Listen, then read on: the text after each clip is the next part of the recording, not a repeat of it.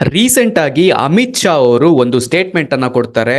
June 4 ಒಳಗಡೆ stocks ಅನ್ನ by ಮಾಡಿ ಸ್ಟಾಕ್ಸು ರಾಕೆಟ್ ತರ ಓಡುವಂತಹ ಚಾನ್ಸಸ್ ಇರುತ್ತೆ ಅಂತ. ಅದಾದ್ಮೇಲೆ ನಿಫ್ಟಿಯಲ್ಲಿ 250 ಪಾಯಿಂಟು ಅದೇ ದಿವಸ ಕರೆಕ್ಷನ್ ಆಗತ್ತೆ ಬುಲ್ಲಿಶ್ ಕಡೆಗೆ. ಅದೇ ರೀತಿ ರೀಸೆಂಟ್ ಆಗಿ ಮೋದಿ ಅವರು ಒಂದು ಸ್ಟೇಟ್ಮೆಂಟ್ ಕೊಡ್ತಾರೆ, ಸ್ಟಾಕ್ ಮಾರ್ಕೆಟ್ ನ ಹಿಡಿಯೋದಿಕ್ಕೆ ಕಷ್ಟ ಆಗತ್ತೆ ಎಲೆಕ್ಷನ್ಸ್ ಆದ್ಮೇಲೆ ಅಂತ.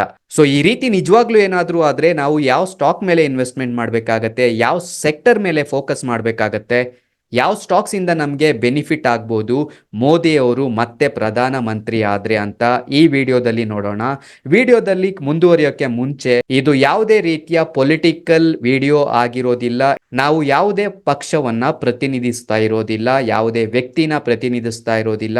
ಇದೊಂದು complete stock market related information video ಆಗಿರುತ್ತೆ.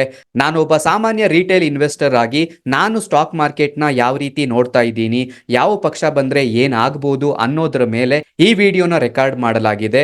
ಅಗೇನ್ ಅಂಡ್ ಅಗೇನ್ ಡಿಸ್ಕ್ಲೈಮರ್ ಹೇಳ್ತಾ ಇರೋದು, ಇದು ಯಾವುದೇ ರೀತಿಯ ಪೊಲಿಟಿಕಲ್ ಪಕ್ಷದ ಪರವಾಗಿ ವಿಡಿಯೋ ಆಗಿರೋದಿಲ್ಲ. ಎಲ್ಲರಿಗೂ ನಮಸ್ಕಾರ. ನನ್ನ ಹೆಸರು Harish. Bengaluru traders club YouTube ಚಾನಲ್ಗೆ ಸ್ವಾಗತ.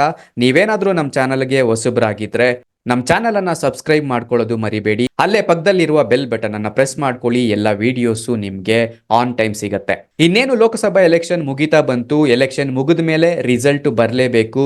ರಿಸಲ್ಟ್ ಜೂನ್ 4ನೇ ತಾರೀಕು ನಮ್ ಕಣ್ ಮುಂದೆ ಇರುತ್ತೆ. ಜೂನ್ 4 ಏನಿದೆ, ರಿಸಲ್ಟ್ ಡೇ ಏನಿದೆ, ಅದು ತುಂಬಾ ಅಂದ್ರೆ ತುಂಬಾ ಮುಖ್ಯ ಆಗಿರುತ್ತೆ ಸ್ಟಾಕ್ ಮಾರ್ಕೆಟ್ಸ್ಗೆ.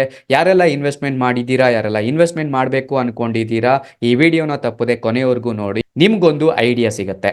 ನೀವು ನೋಡ್ಬೋದು, ಲಾಸ್ಟ್ ಕೆಲವು ದಿನಗಳಿಂದ ನಿಫ್ಟಿಯಲ್ಲಿ ತುಂಬಾ ವಾಲಿಟಿಲಿಟಿ ಇದೆ, ತುಂಬಾ ಅಪ್ಸ್ ಅಂಡ್ ಡೌನ್ಸ್ ನಡೀತಾನೆ ಇದೆ. ಇದರ ಮೇನ್ ರೀಸನ್ ಇದ್ದಿದ್ದು ಲೋಕಸಭೆ ಎಲೆಕ್ಷನ್ದು. ಸೊ ಈ ಲೋಕಸಭೆ ಎಲೆಕ್ಷನ್ ನಲ್ಲಿ ಮಾರ್ಕೆಟ್ ಏನನ್ನ ಬಿಲೀವ್ ಮಾಡ್ತಾ ಇದೆ ಅಂದ್ರೆ, ಎಸ್ಪೆಷಲಿ ಮೋದಿ ಅವರು ಮತ್ತೆ ಏನಾದ್ರೂ ಪ್ರಧಾನಮಂತ್ರಿ ಆದ್ರೆ, ಮತ್ತೆ ಏನಾದ್ರೂ ಬಿಜೆಪಿ ಒಂದೊಳ್ಳೆ ಮೆಜಾರಿಟಿಯಿಂದ ಗೆದ್ರೆ ಸ್ಟಾಕ್ ಮಾರ್ಕೆಟ್ಗೆ ಬೆನಿಫಿಟ್ ಆಗತ್ತೆ, ಸ್ಟಾಕ್ ಮಾರ್ಕೆಟ್ ಮೇಲೆ ಹೋಗುವಂತಹ ಚಾನ್ಸಸ್ ತುಂಬಾ ಇದೆ ಅಂತ ಸ್ಟಾಕ್ ಮಾರ್ಕೆಟ್ ಎಕ್ಸ್ಪರ್ಟ್ಸ್ ಎಲ್ಲರೂ ಕೂಡ ನಂಬಿದ್ದಾರೆ. Even retail investors, retail traders ಕೂಡ ಸ್ಟಾಕ್ ಮಾರ್ಕೆಟ್ ಅಲ್ಲಿ ಯಾರೆಲ್ಲ ಇನ್ವೆಸ್ಟ್ಮೆಂಟ್ ಮಾಡಿದಾರೋ ಅವ್ರಿಗೂ ಕೂಡ ಬಿಜೆಪಿ ವಿನ್ ಆದ್ರೆ ನಮಗೆ ಬೆನಿಫಿಟ್ ಇರುತ್ತೆ, ಬಿಜೆಪಿ ವಿನ್ ಆದ್ರೆ ಮತ್ತೆ ಸ್ಟಾಕ್ ಮಾರ್ಕೆಟ್ ಅಲ್ಲಿ ಒಂದೊಳ್ಳೆ ಬೂಮ್ ಬರುವಂತಹ ಚಾನ್ಸಸ್ ಇದೆ ಅಂತ ನಂಬಿದ್ದಾರೆ. ಸೊ ಇವಾಗ ಅದೇ ರೀತಿ ಏನಾದರೂ ಮತ್ತೆ ಮೋದಿ ಅವರು ಪ್ರಧಾನಮಂತ್ರಿ ಆದ್ರೆ, ಮತ್ತೆ ಬಿಜೆಪಿ ಗೆದ್ರೆ ಯಾವ ಸೆಕ್ಟರ್ಗೆ ಬೆನಿಫಿಟ್ ಆಗತ್ತೆ ಅಂತ ನೋಡೋದಾದ್ರೆ, ಇದರಲ್ಲಿ ಮೊದಲನೇ ಸೆಕ್ಟರ್ ಬಂದು ರೈಲ್ವೆ ಸೆಕ್ಟರ್ ಆಗಿರುತ್ತೆ. ರೈಲ್ವೆ ಸೆಕ್ಟರ್ ಸ್ಟಾಕ್ಸ್ ನ ನೀವು ನೋಡ್ಬೋದು, ಇವಾಗಂತೂ ಫುಲ್ ಡಿಮ್ಯಾಂಡ್ ಅಲ್ಲಿ ಇದಾವೆ. ರೈಲ್ವೆ ಸೆಕ್ಟರ್ ಸ್ಟಾಕ್ಸ್ ಅಲ್ಲಿ ಒಂದೊಳ್ಳೆ ಬೆಳವಣಿಗೆಯನ್ನ ನಾವು ಕಾಣ್ತಾ ಇದ್ದೀವಿ. ನೀವು ಹೋದ ವರ್ಷದ ರಿಟರ್ನ್ಸ್ ಅನ್ನ ನೋಡೋದಾದ್ರೆ ರೈಲ್ವೆ ಸ್ಟಾಕ್ಸ್ ಅಲ್ಲಿ ಆಲ್ಮೋಸ್ಟ್ ಎಲ್ಲಾ ಸ್ಟಾಕ್ಸ್ ಮಲ್ಟಿ ಬ್ಯಾಗರ್ ರಿಟರ್ನ್ಸ್ ಅನ್ನ ಕೊಟ್ಟಿದ್ದಾವೆ, ಮೋರ್ ದೆನ್ 100% ರಿಟರ್ನ್ಸ್ ಅನ್ನ ಕೊಟ್ಟಿದ್ದಾವೆ. ರೀಸೆಂಟ್ ಆಗಿ ಈ ರೈಲ್ವೆ ಸ್ಟಾಕ್ಸ್ ಅಲ್ಲೂ ಕೂಡ ಕರೆಕ್ಷನ್ ನಡೆದಿತ್ತು. ಎಸ್ಪೆಷಲಿ IRFC, RVNL ಅಂತ ಸ್ಟಾಕ್ಸ್ ಅಲ್ಲಿ ಮೇಜರ್ ಕರೆಕ್ಷನ್ ನಡೆದಿತ್ತು. ಇವಾಗ IRFC ಇರ್ಬೋದು, RVNL ಅಂತ ಸ್ಟಾಕ್ಸ್ ಇರ್ಬೋದು, ಮತ್ತೆ ಬೌನ್ಸ್ ಬ್ಯಾಕ್ ಆಗಿ ಅಪ್ ಟ್ರೆಂಡ್ಗೆ ಬರ್ತಾ ಇದ್ದಾವೆ. ಸೊ ಹಾಗಾದ್ರೆ ರೈಲ್ವೆ ಸೆಕ್ಟರ್ ಸ್ಟಾಕ್ಸ್ ಮೇಲೆ ನಾವು ಇನ್ವೆಸ್ಟ್ಮೆಂಟ್ ಮಾಡ್ಬೋದಾ ಅಂತ ನೋಡೋದಾದ್ರೆ, ಎಸ್, ಬಿಜೆಪಿ ಏನಾದರೂ ವಿನ್ ಆದ್ರೆ, ಮತ್ತೆ ಮೋದಿಯವರು ಏನಾದರೂ ಪ್ರಧಾನಮಂತ್ರಿ ಆದ್ರೆ ರೈಲ್ವೆ ಸೆಕ್ಟರ್ ಸ್ಟಾಕ್ಗೆ ಬೂಮ್ ಬರುವಂತಹ ಎಲ್ಲ ಚಾನ್ಸಸ್ ಇರುತ್ತೆ. ಎಲ್ಲರ ಫೋಕಸ್ಸು ರೈಲ್ವೆ ಸೆಕ್ಟರ್ ಸ್ಟಾಕ್ಸ್ ಮೇಲೆ ಬರುವಂತಹ ಚಾನ್ಸಸ್ ಇರುತ್ತೆ. ಏನಕ್ಕೆ ಅಂದ್ರೆ 2.4 ಲಕ್ಷ ಕೋಟಿ ರೈಲ್ವೇಸ್ ಮೇಲೆ ಬಜೆಟ್ ಅನ್ನ ಇವರು ಅನೌನ್ಸ್ ಮಾಡಿದ್ರು. ಅದನ್ನ ಎಲ್ಲ ಕಾರ್ಯರೂಪಕ್ಕೆ ಬರಬೇಕು ಅಂದ್ರೆ ಮತ್ತೆ ಬಿಜೆಪಿ ಬರಬೇಕಾಗತ್ತೆ, ಮತ್ತೆ ಪ್ರಧಾನಮಂತ್ರಿ ನರೇಂದ್ರ ಮೋದಿ ಅವರು ಆಗ್ಬೇಕಾಗತ್ತೆ. ಅದು ಅಲ್ಲದೆ ಬರುವಂತ ದಿವಸದಲ್ಲಿ 500 ವಂದೇ ಭಾರತ್ ಎಕ್ಸ್ಪ್ರೆಸ್ ಟ್ರೈನ್ಸ್ ಅನ್ನ ಬಿಡ್ತೀವಿ ಅಂತ ಕೂಡ ಹೇಳ್ತಾ ಇದ್ದಾರೆ. ಅದು ಬಿಟ್ಟು ಹೊಸ ಟ್ರೈನ್ಸ್ ಏನಿದೆ ಅದನ್ನ ಇಂಟ್ರೊಡ್ಯೂಸ್ ಮಾಡ್ತಾ ಇದ್ದಾರೆ. ಟ್ರೈನ್ ಟ್ರಾನ್ಸ್ಪೋರ್ಟೇಷನ್ ಎಕ್ಸ್ಪ್ಯಾಂಡ್ ಮಾಡ್ತಾ ಇದ್ದಾರೆ, ವಿಸ್ತರಣೆ ಮಾಡ್ತಾ ಇದ್ದಾರೆ.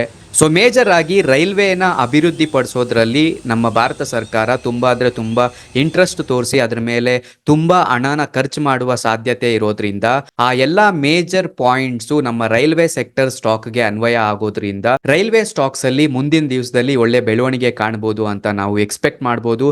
ಎಸ್ಪೆಷಲಿ ನಾವು ಕೆಲವೊಂದು ಸ್ಟಾಕ್ಸ್ ನ ನೋಡಬೇಕು ಅಂದ್ರೆ ಅದರಲ್ಲಿ ಇಂಡಿಯನ್ ರೈಲ್ವೆ ಫೈನಾನ್ಸ್ ಕಾರ್ಪೊರೇಷನ್ ಅಂದ್ರೆ IRFC ಏನಿದೆ ಅದು ಮೇಜರ್ ಸ್ಟಾಕ್ ಆಗಿರುತ್ತೆ ನಾವು ಗಮನದಲ್ಲಿ ಇಡೋದಕ್ಕೆ.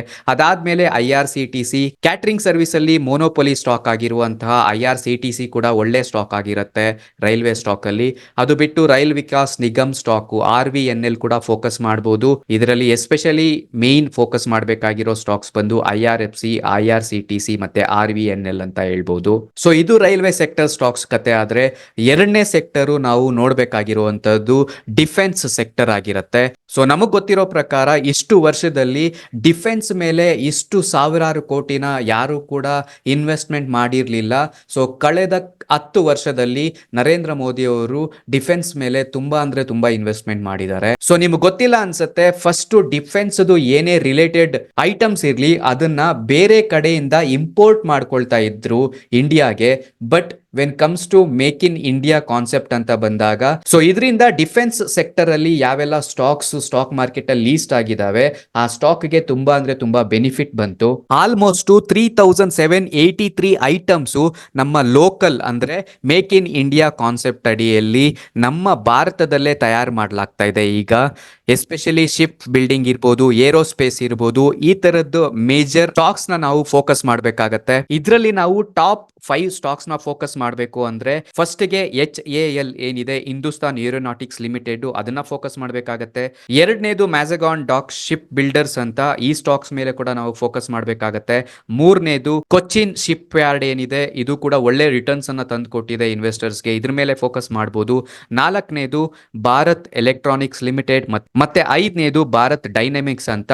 ಈ ಸ್ಟಾಕ್ಸ್ ಮೇಲೆ ಫೋಕಸ್ ಮಾಡೋದ್ರಿಂದ ಡಿಫೆನ್ಸ್ ಅಲ್ಲಿ ಒಳ್ಳೆ ಬೆಳವಣಿಗೆಯನ್ನ ನಾವು ಕಾಣಬಹುದು ಡಿಫೆನ್ಸ್ ಸ್ಟಾಕ್ಸ್ ಮೇಲೆ ಇನ್ವೆಸ್ಟ್ಮೆಂಟ್ ಮಾಡುವವರಿಗೆ. ಇನ್ನು ಮೂರನೇ ಇಂಡಸ್ಟ್ರಿ ಫೋಕಸ್ ಮಾಡಬೇಕಾಗಿ ಎಲೆಕ್ಟ್ರಿಕ್ ವೆಹಿಕಲ್ಸ್ ನ ಯೂಸ್ ಮಾಡುವಂತಹ ದಿವಸಗಳು ಮುಂದೆ ಬರುವಂತಹ ಚಾನ್ಸಸ್ ಇರುತ್ತೆ.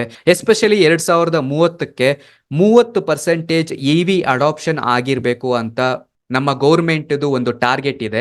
ಅದ್ರ ಬೇಸ್ ಮೇಲೆ ನಾವು ನೋಡೋದಾದ್ರೆ ಎಲೆಕ್ಟ್ರಿಕ್ ವೆಹಿಕಲ್ಸ್ ಸೆಗ್ಮೆಂಟ್ ಏನಿದೆ ಅದು ಬೆಸ್ಟ್ ಅನ್ಸುತ್ತೆ ನಾವು ಇನ್ವೆಸ್ಟ್ಮೆಂಟ್ ಮಾಡೋದಕ್ಕೆ EV ಸೆಕ್ಟರ್ ಮೇಲೆ. ಎಸ್ಪೆಷಲಿ ಬಿಜೆಪಿಯ ರೀಸೆಂಟ್ ಮ್ಯಾನಿಫೆಸ್ಟೋ ಪ್ರಕಾರ ಗ್ಲೋಬಲ್ ಮ್ಯಾನುಫ್ಯಾಕ್ಚರಿಂಗ್ ಹಬ್ ಅನ್ನ ಮಾಡಬೇಕು ಅಂತ ಪ್ಲಾನ್ ಇದೆ. ನಮ್ಮ ನೆಕ್ಸ್ಟ್ ಏನು 5 ವರ್ಷ ಇದೆ ಅದರಲ್ಲಿ ನಾವು local make in India concept ಅಲ್ಲಿ ಗ್ಲೋಬಲ್ ಮ್ಯಾನುಫ್ಯಾಕ್ಚರಿಂಗ್ ಹಬ್ ಅನ್ನ ಮಾಡ್ತೀವಿ ಅಂತ ಕೂಡ ಅವರು ಮ್ಯಾನಿಫೆಸ್ಟೋದಲ್ಲಿ ತಿಳಿಸಿದ್ದಾರೆ. ಇದ್ರ ಪ್ರಕಾರ ನಾವು ನೋಡೋದಾದ್ರೆ ಇಲ್ಲಿ ಮೇಜರ್ ಟಾಪ್ 5 ಸ್ಟಾಕ್ಸ್ ನ ನಾವು ಚೂಸ್ ಮಾಡೋದಾದ್ರೆ ಅದರಲ್ಲಿ ಮೊದಲಿಗೆ ಬರೋದು ಟಾಟಾ ಮೋಟಾರ್ಸ್ ಆಗಿರುತ್ತೆ. ಎರಡನೇದು TVS motor, especially 2 wheeler segment ಅಲ್ಲಿ TVS ಮೋಟರ್ ಅನ್ನ ಫೋಕಸ್ ಮಾಡಬೇಕಾಗತ್ತೆ. ಮೂರನೇದು ಮಹೀಂದ್ರಾ ಅಂಡ್ ಮಹೀಂದ್ರಾ, ನಾಲ್ಕನೇದು JBM ಆಟೋ, ಬಸ್ ರಿಲೇಟೆಡ್ ಏನು EV ಸ್ಟಾಕ್ಸ್ ಇದೆ ಅದರಲ್ಲಿ JBM ಆಟೋ ಎಸ್ಪೆಷಲಿ ಎದ್ದು ಕಾಣಿಸುತ್ತೆ. ಐದನೇದು ಬಂದು ಅಶೋಕ್ ಲೇಲ್ಯಾಂಡ್, ಟ್ರಕ್ಸ್ ವಿಭಾಗದಲ್ಲಿ ಅಶೋಕ್ ಲೈಲ್ಯಾಂಡ್ ಅನ್ನ ನಾವು ನೋಡಬಹುದು.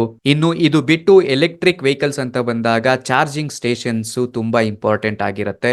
ಸೊ ಚಾರ್ಜಿಂಗ್ ಸ್ಟೇಷನ್ಸ್ ವಿಭಾಗದಲ್ಲಿ ಟಾಟಾ ಪವರ್ ಏನಿದೆ ಇದು ತುಂಬಾ ಮುಖ್ಯ ಆಗಿರುತ್ತೆ. ಜೊತೆಗೆ ಆನ್ಸಿಲರಿ ಪಾರ್ಟ್ಸ್ ನ ಪ್ರೊವೈಡ್ ಮಾಡುವಂತದ್ದು, ಎಸ್ಪೆಷಲಿ ಬ್ಯಾಟರೀಸ್ ನ ಪ್ರೊವೈಡ್ ಮಾಡುವಂತಹ ಅಮರ್ ರಾಜಾ ಬ್ಯಾಟರೀಸ್ ಆಗಿರ್ಬೋದು, ಮದರ್ಸ್ ಅಂಡ್ ಸುಮಿ ಅಂತಹ ಸ್ಟಾಕ್ಸ್ ಮೇಲೆ ಕೂಡ ನಾವು ಫೋಕಸ್ ಅನ್ನ ಮಾಡಬಹುದು. ಸೊ ಇದು ಬಿಟ್ಟು ಇನ್ಫ್ರಾಸ್ಟ್ರಕ್ಚರ್ ಸ್ಟಾಕ್ಸ್ ಮೇಲೆ ಕೂಡ ನಾವು ಫೋಕಸ್ ಮಾಡಬಹುದು. ಸೊ ಇದು ಬಿಟ್ಟು ಎಲ್ಲ PSU ಸ್ಟಾಕ್ಸ್ ಅನ್ನ ನಾವು ಫೋಕಸ್ ಮಾಡಬೇಕಾಗತ್ತೆ. PSU ಅಂದ್ರೆ public sector undertakings. So public sector undertakings is nothing but government stocks ಅಂತ ಹೇಳ್ಬೋದು. ಅದರಲ್ಲಿ ಆಯಿಲ್ ಅಂಡ್ ನ್ಯಾಚುರಲ್ ಗ್ಯಾಸ್ ಇರ್ಬೋದು, ಪವರ್ ಗ್ರಿಡ್ ಇರ್ಬೋದು, ಸೆಂಟ್ರಲ್ ಬ್ಯಾಂಕ್ ಆಫ್ ಇಂಡಿಯಾ ಇರ್ಬೋದು, NTPC ಇರ್ಬೋದು, ಪವರ್ ಫೈನಾನ್ಸ್ ಕಾರ್ಪೊರೇಷನ್ ಇರ್ಬೋದು, REC, ಕೋಲ್ India, national mineral development stock ಇರ್ಬೋದು. ಸೊ ಈ ರೀತಿಯ ತುಂಬಾ ಸ್ಟಾಕ್ಸ್ ಇರುತ್ತೆ. ಆ ಸ್ಟಾಕ್ಸ್ ಅನ್ನ ನಾವು ಫೋಕಸ್ ಮಾಡೋದ್ರಿಂದ ಸೊ 50ಕ್ಕೂ ಹೆಚ್ಚು ಸ್ಟಾಕ್ಸ್ ಇರುತ್ತೆ. ಆ ಸ್ಟಾಕ್ಸ್ ಮೇಲೆ ನಾವು ಫೋಕಸ್ ಮಾಡಬಹುದು. ಜಸ್ಟ್ ನೀವು ಗೂಗಲ್ಗೆ ಹೋಗಿ PSU ಸ್ಟಾಕ್ಸ್ ಅಂತ ಟೈಪ್ ಮಾಡಿದ್ರೆ ನಿಮಗೆ ಸ್ಟಾಕ್ಸ್ ಲೀಸ್ಟ್ ಎಲ್ಲ ಕಂಪ್ಲೀಟ್ ಆಗಿ ಬರುತ್ತೆ. ಸೊ ಆ ಸ್ಟಾಕ್ಸ್ ಅನ್ನ ನೀವು ಫೋಕಸ್ ಮಾಡೋದ್ರಿಂದ ಬರುವಂತಹ ಗೌರ್ಮೆಂಟ್ ಬಿಜೆಪಿಯದ್ದಾಗಿದ್ರೆ ಈ ಎಲ್ಲ ಸ್ಟಾಕ್ಸ್ ಅಲ್ಲೂ ಕೂಡ ಬೂಮ್ ಬರುವಂತಹ ಚಾನ್ಸಸ್ ಜಾಸ್ತಿ ಇರುತ್ತೆ. ಮತ್ತೆ ಬಿಜೆಪಿ ವಿನ್ ಆದ್ರೆ ಅದು ಕೂಡ ಮೆಜಾರಿಟಿಯಲ್ಲಿ ವಿನ್ ಆಗ್ಬೇಕಾಗತ್ತೆ. ನೆನಪಲ್ಲಿ ಇರಲಿ, ಮೆಜಾರಿಟಿ ಅನ್ನೋದು ತುಂಬಾ ಇಂಪಾರ್ಟೆಂಟ್ ಆಗುತ್ತೆ. ಸೊ ಈ ಎಲ್ಲ ಸ್ಟಾಕ್ಸ್ ಮೇಲೆ ನೀವು ಫೋಕಸ್ ಮಾಡಬಹುದು ಇನ್ ಕೇಸು ಬಿಜೆಪಿ ಮತ್ತೆ ಅಧಿಕಾರಕ್ಕೆ ಬಂದ್ರೆ, ಮೋದಿ ಅವರು ಮತ್ತೆ ಪ್ರಧಾನಮಂತ್ರಿ ಆದ್ರೆ. ಓಪಿ ಇನ್ಫಾರ್ಮೇಶನ್ ನಿಮ್ಗೆ ಯೂಸ್ಫುಲ್ ಆಗಿರುತ್ತೆ ಅಂತ ಭಾವಿಸ್ತಾ ಇದ್ದೀನಿ. ಸೊ ನಿಮ್ಮ ಪ್ರಕಾರ ಯಾವ ಸ್ಟಾಕ್ಸ್ ಗೆ ಬೆನಿಫಿಟ್ ಆಗತ್ತೆ ಅಂತ ನೀವು ಕಮೆಂಟ್ ಮಾಡಿ ತಿಳಿಸಿ. ಬೆಸ್ಟ್ ಕಮೆಂಟ್ ಅನ್ನ ಪಿನ್ ಮಾಡ್ತೀವಿ. ಸೊ ಇದೇ ರೀತಿ ಸ್ಟಾಕ್ ಮಾರ್ಕೆಟ್ ಇನ್ಫಾರ್ಮೇಶನ್ ಅನ್ನ ಕನ್ನಡದಲ್ಲಿ ಈಸಿಯಾಗಿ ಅರ್ಥ ಮಾಡ್ಕೊಳ್ಳೋದಕ್ಕೆ ನಮ್ಮ ಯೂಟ್ಯೂಬ್ ಚಾನೆಲ್ ಅನ್ನ ಸಬ್ಸ್ಕ್ರೈಬ್ ಆಗಿ ಒಂದು ಲೈಕ್ ಕೊಟ್ಟು ಪ್ರೋತ್ಸಾಹ ನೀಡಿ. ಸಿಗೋಣ ಮತ್ತೊಂದು ವಿಡಿಯೋದಲ್ಲಿ. ನಮಸ್ಕಾರ. ಜೈ ಕರ್ನಾಟಕ.